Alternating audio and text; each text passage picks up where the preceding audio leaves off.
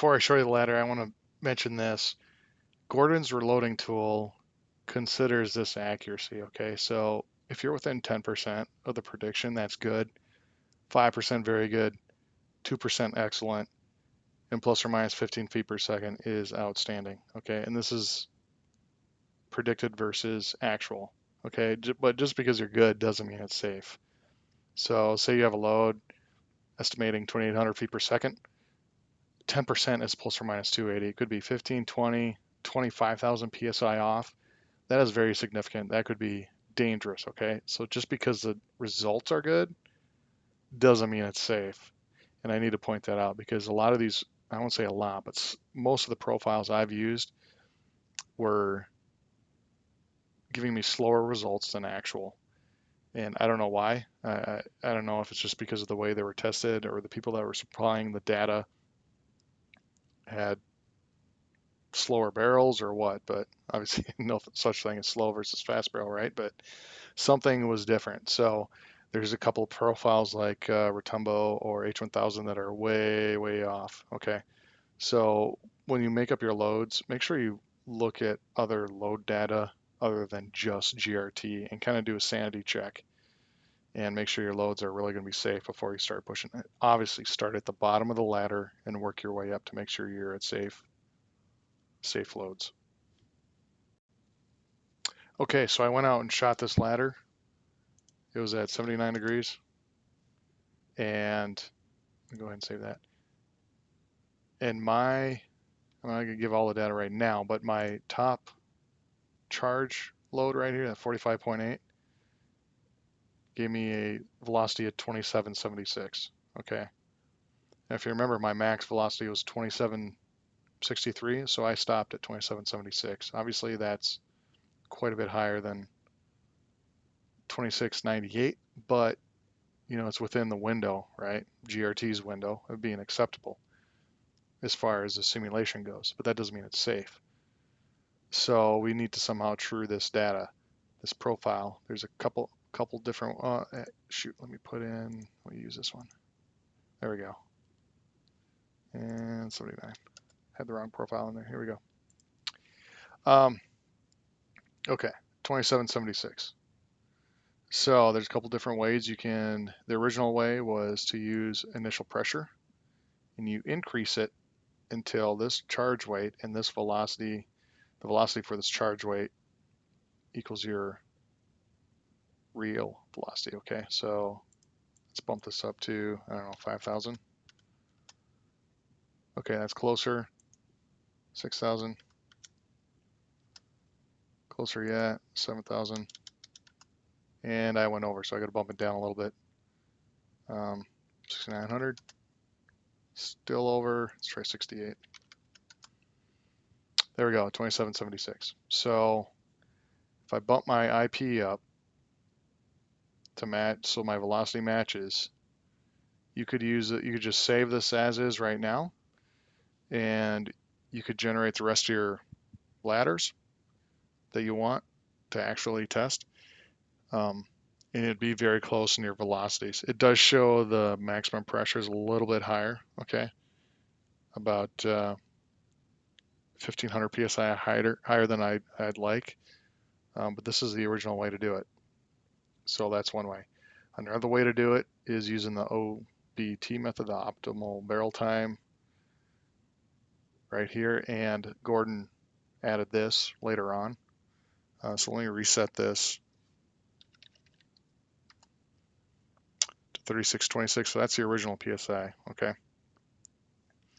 Now, to use the OBT, if you have multiple charges here, make sure you're clicked on the charge that you're going to use. The 45.8 is what I'm using. Click on OBT.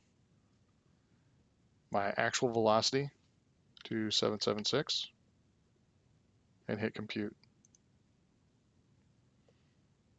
So here it adjusted my K and BA right here, and I'm less than 1% off, which is pretty good to get my velocity. And now it's saying the maximum pressure using this profile, it's at 65,139. Then what you do is you create a GRT file with the calculated values. And I'm gonna hit close. So what it did is this was my original one. This is the one I just created, and it has a dash OBT, okay? And I can hit save. There. So if I hit open, there's two profiles in here now. There's the original, and there's the OBT one. Okay. What it did is it changed the K and BA of this profile down here and it left initial pressure where it is. And what you can do now is if you click on this, obviously it's different, right? It doesn't match anything. So I'm going to hit add to database. It updated the K and BA.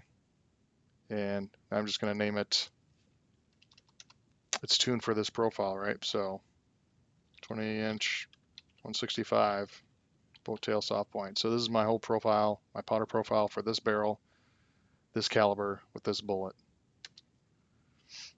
I'm going to go ahead and create new. So this is a baseline PCD for whatever rifle I use it in, and this is the powder profile for this specific rifle.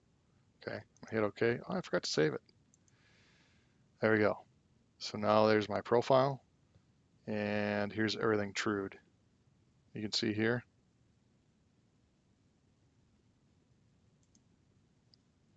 Add my ladder back in.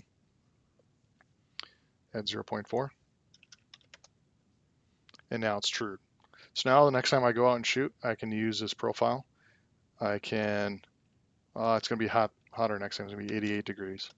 Be like, whoa, okay, now my velocities are higher. Maybe I should do a 10 ladder, 10 shot ladder. So if you're doing a 15 and you're going lower, you got to drop down to like 53.8. You got to put that in here and it'll show you 5 more that are lower because it goes top down. Yeah, so that's how you do that. What I like about using the powder profile versus IP, I think the IP will get your velocities a little bit closer. But even with this powder profile, that one was close. That one was close. I'm talking about, oh, let me go back to 79. Oh yeah. So this was within 1 to 2 feet per second. This was within 1 feet per second. That one was spot on. This one was about 9 feet per second off. Okay, so remember, it's a curve. So the farther away you go from wherever you tuned it, the more off it's going to be. But even, 6,000-7,000 psi off of my target of my tune target, I'm still within 9 feet per second, which is pretty darn good. I mean, think about your extreme spreads. 9 feet per second is pretty good. The IP method will get you a little bit tighter, but you're gonna have to. You can't use the powder across. You can't. I mean, I just like being able to have a powder profile that I can kind of test with different calibers, and once I have a target profile for the 308 20-inch, 308 24-inch, different bullet, my 7mm 08, 243, I can get an average profile from all of those, and that baseline will be a lot closer than the original Varget profile in here, which was about 85 feet per second off, right?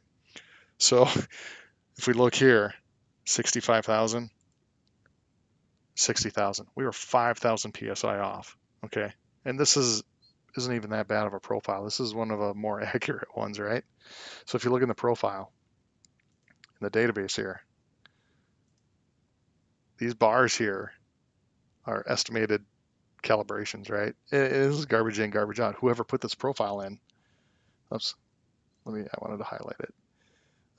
Whoever put that profile in, I can just look at mine, edit. That's this number right here, caliber quantity. So you can change this to whatever you want, right? I can make this 100%, send it to someone else, and it'll be way off, right? So just take that with a grain of salt and be safe in your loads, okay? Most of the profiles, powder profiles I've used, and I've tuned, gosh, I don't know, 5 to 6 different powders, maybe more. Actually more than that, maybe closer to 10 or 12. They've all been, I don't think I've had one that was over. All of them, my pressures were higher than predicted.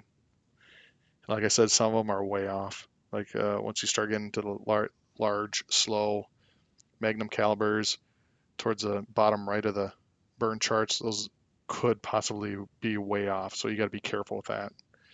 Do sanity checks before you go shoot. But that's just the basic way to tune your profile. Let me load mine right here. Load that back in. So it's pretty neat. Okay. Let me see, what else am I missing?